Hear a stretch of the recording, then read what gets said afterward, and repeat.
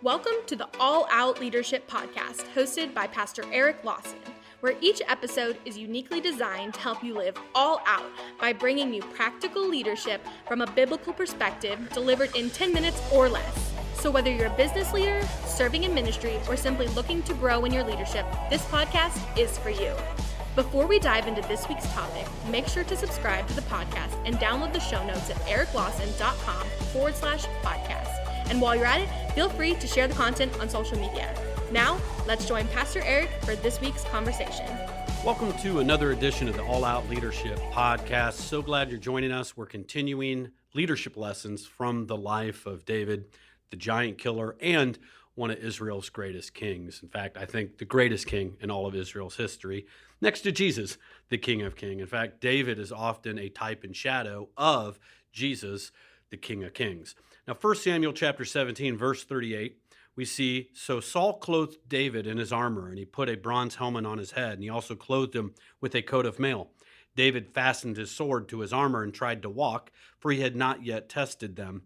And David said to Saul, I cannot walk with these, I have not tested them. So David took them off.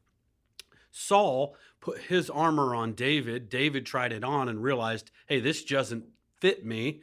This isn't the right size for me. And secondly, I haven't proven these. I haven't tried these out.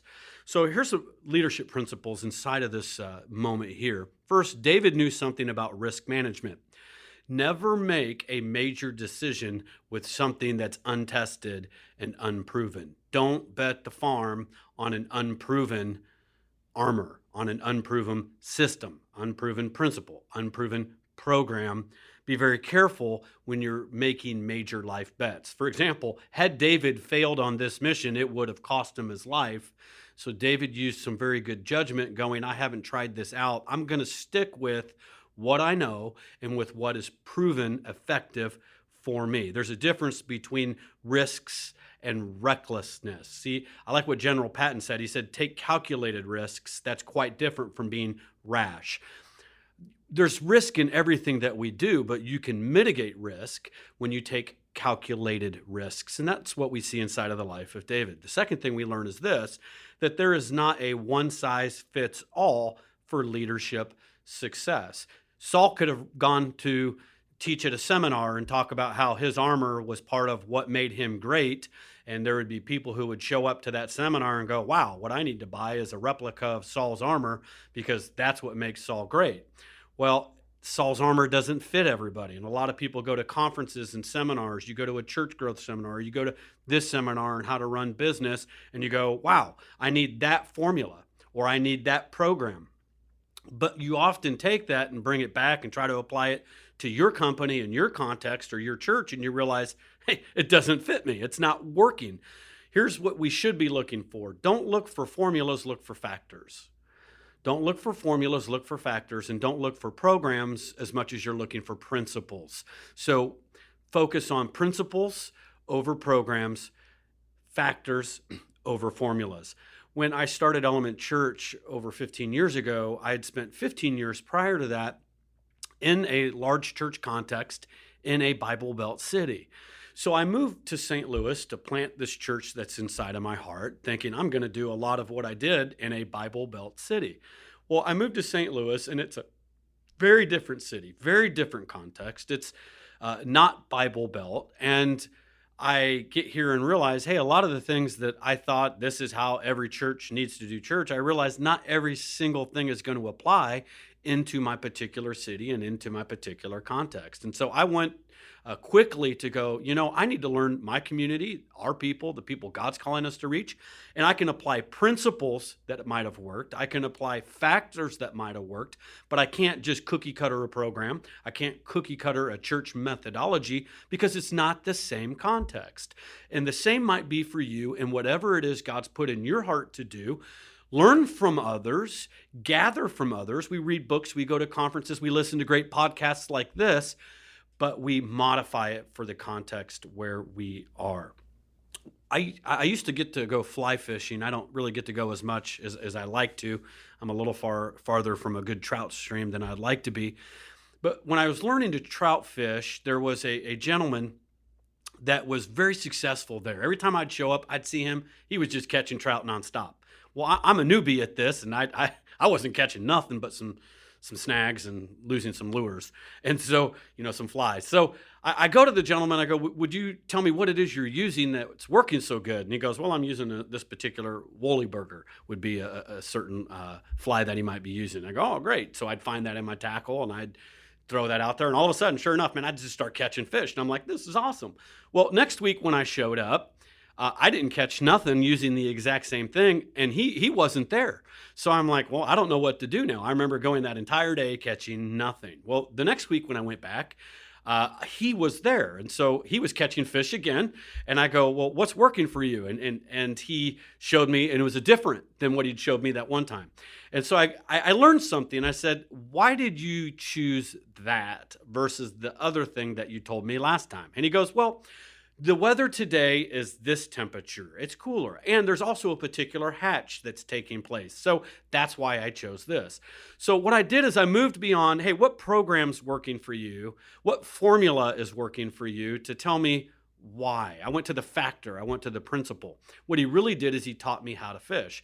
Now, because I learned some principles when he wasn't there, now I knew what to choose to use, and I grew much more effective at catching fish because I went beyond what and I went down to the why. So when you're learning from another leader, don't just ask, hey, what are you guys doing for this? What are you doing for customer retention? What are you doing for follow-up? Ask why you are doing that and listen to the why behind it, because that's what you're really going to learn the most from. The third thing we see is this: you're anointed to be you, and you're not anointed to be anybody else.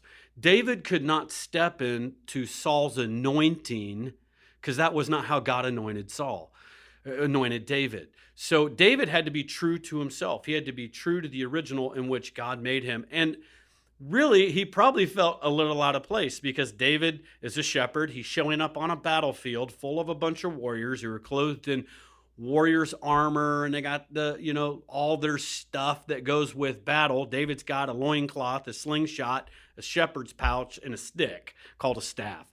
So he probably looked a little funny. In fact, we know this: Goliath actually laughed at him when he saw him. And there are times when you're just who God made you to be that you don't fit in. You do stand out. You don't look like every other business, every other company.